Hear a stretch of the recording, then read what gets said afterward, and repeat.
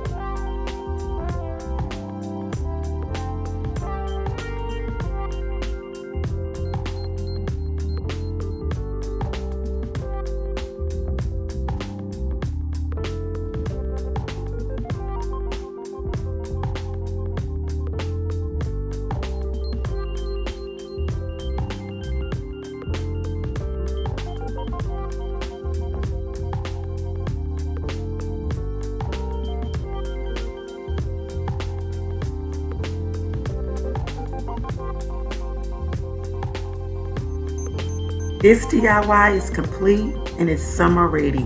It looks so good. I love the blue, the white, and the red. I love the sparkle, but yet it has a little farmhouse with the burlap around the jars. And also I decided to use citronella tea candles instead of regular tea candles so that it can just bring a very serene feeling outside and help with keeping the bugs away. Make sure you check out the playlist. Links will be in my description box. Thank you so much for watching this channel. Have a great day.